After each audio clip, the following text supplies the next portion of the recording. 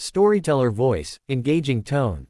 They laughed when the millionaire said, "Let's invite the maid's son to play chess, maybe he'll clean the board better than his mom cleans the floors." But no one was laughing an hour later, when that little boy did something that shocked every single person in the room.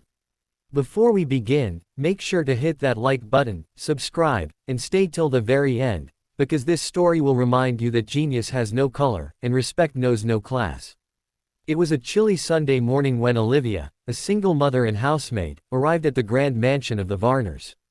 The house was a fortress of wealth, marble floors, chandeliers, and art pieces that probably cost more than she made in a year. She'd been working for the Varners for 3 years now, quietly cleaning up after their lavish parties and spoiled guests. No one paid her much attention, except Mr.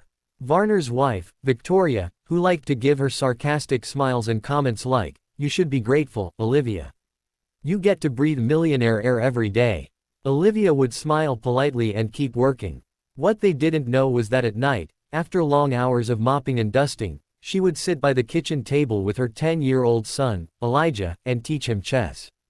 It was something her late husband had taught her, a game of patience, intelligence, and quiet confidence. And Elijah, he learned fast.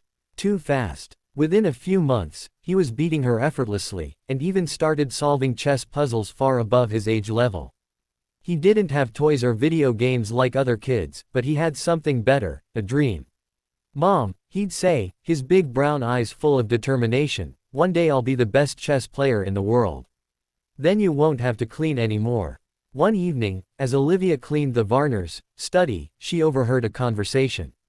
Mr. Varner and his friends were hosting a small gathering, a group of wealthy investors and intellectuals who often played chess for fun. Mr. Varner prided himself on his strategic mind, even though he mostly lost to his smarter guests. That night, one of the guests joked, "You should try playing against someone who might actually let you win, Varner." Another chuckled, "Yeah, maybe your maid's kid can give you a fair fight." The laughter filled the room. And that's when Mr. Varner smirked and said, "You know what? That's actually not a bad idea. Let's invite the maid's son. It'll be hilarious." They all laughed louder. The next morning, as Olivia was scrubbing the stairs, Mr. Varner told her casually, "Bring your boy tomorrow. We're having a little chess challenge. It'll be fun to see him play with real players." She hesitated, unsure if it was an opportunity or a mockery. But Elijah's eyes sparkled when he heard, "They want me to play, Mom. I'll do my best." The following evening, Elijah arrived at the mansion in his cleanest shirt, a faded white one with small tears at the sleeve. His shoes were old, but he had polished them until they shone. The guests chuckled as the little boy walked into the room, clutching a small worn-out chess book under his arm. "Welcome, young man," Mr. Varner said with a smirk. "Ready to take on the big boys?" Elijah nodded politely. "Yes, sir. I'll try." They sat across the grand mahogany table. The board was set. Pieces gleamed in the light like tiny soldiers waiting for command.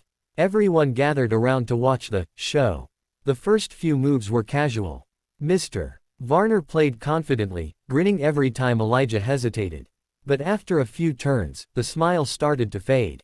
Elijah's moves became sharper, faster, more precise.